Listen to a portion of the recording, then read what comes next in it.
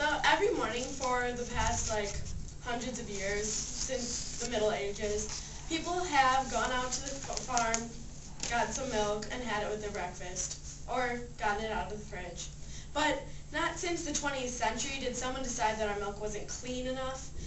And today I'm going to share with you about things you don't know about what pasteurization does to the milk, and how raw milk should be legal in the state of Wisconsin, such as the nutrition values of raw milk, the stuff that pasteurization does do, and the cleanliness on farms that adds into it.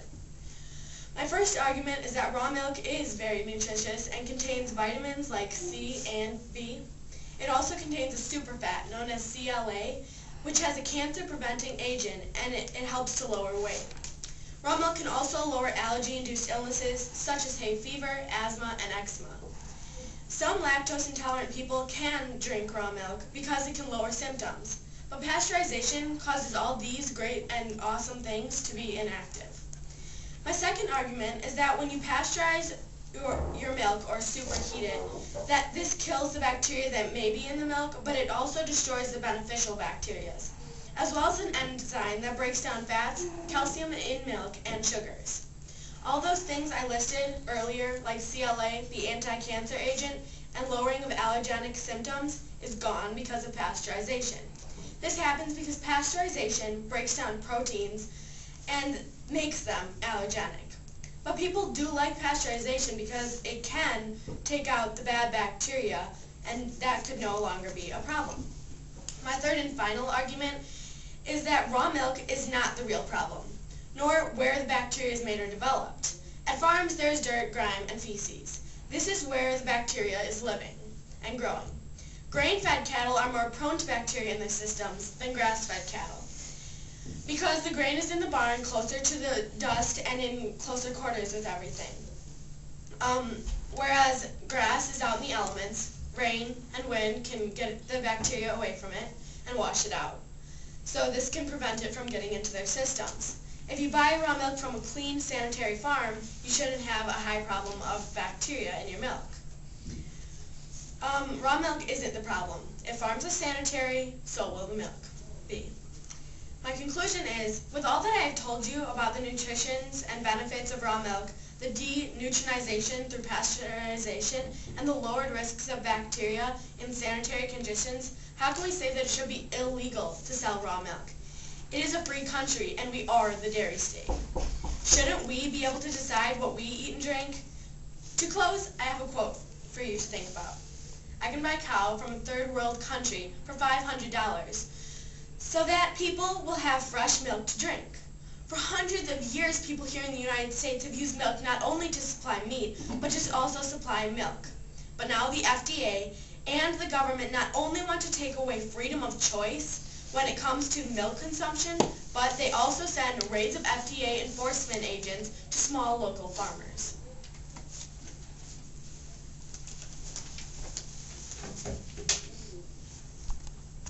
Vomiting, diarrhea, stomach cramping, bloody stool, dehydration, kidney failure, paralysis, even death. These are all symptoms and causes of foodborne illnesses such as E. coli, Salmonella, Campylobacter, and Listeria, and so many others that are found in raw milk. I'm here today to persuade you against the sale of raw milk because it spreads disease, there are many contamination sources, and because it affects everyone. Now, first off, it spreads disease. And last year, in 2010 alone, 12 outbreaks with 146 illnesses of foodborne illnesses related to raw milk occurred in the United States. And in the 1930s, when raw milk was still the main source of milk, raw milk caused 25% of all foodborne and waterborne illnesses.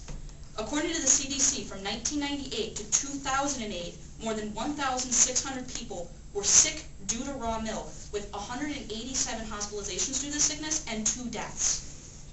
And also, contamination can happen in so many different ways. Cow feces coming in contact with milk, infections that the cow has or carries, cross-contamination from humans or even other animals, and poor hygiene, milking hygiene, and just so many others. The list can go on. And also, tests for pathogens in milk can be inconclusive due to the fact that at the time that the milk is tested, there can be such a little amount of the pathogen that the test comes back negative, but milk is the perfect breeding ground for disease. So by the time it gets on your dinner table and by the time you're drinking it, it could be a deadly cocktail. Now, the last reason that it is a horrible idea to drink raw milk is because it affects everyone, not just the drinkers. The young and the elderly are the hardest hit by foodborne illness. 79% of the 86 outbreaks related to raw milk between 1998 and 2008 involved at least one person under the age of 20. And the worst part of this is the very young and the very elderly who are most susceptible are also the people who don't get to make the choice about whether or not they're drinking raw milk. It's often made for them by their parents, their caretakers, or their guardians. And another perfect example of this is the Erin Behringer story. She was 2 years old when she contracted E. coli 0157H7 and became very ill, not because her parents fed her raw milk, but because someone in her daycare's parents fed them raw milk. She was exposed to E. coli due to the fact that one of her classmates drank raw milk.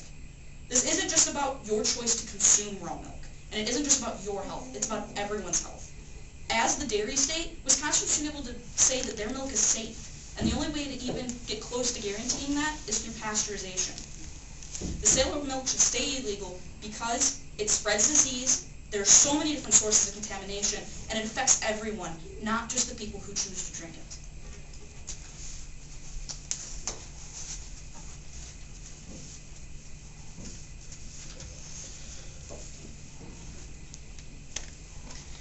Bacteria doesn't live in milk for very long, 24 hours sometimes, because it's not a good living condition. So when you buy raw milk, if it has bacteria, it shouldn't have it for more than 24 hours, and if it does, there's something wrong. I've been drinking raw milk my entire life. I've never concocted a disease from bacteria of any kind from milk or anything else.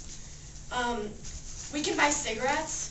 Cigarettes are proven to cause cancer, and anyone above the age of 18 is allowed to buy that. But raw milk, which has an anti-cancer causing agent, isn't allowed to be sold. That can prevent cancer isn't allowed to be sold. And also when you're buying raw milk, people tell you that if you have a low immune system or have been taking antibiotics and your immune system is down, you shouldn't be drinking raw milk because it can be easier and active for you to catch an illness. But if you know the effects, then you shouldn't be drinking raw milk. And if you are drinking raw milk, you do know the effects, and you do know that it could be unsafe.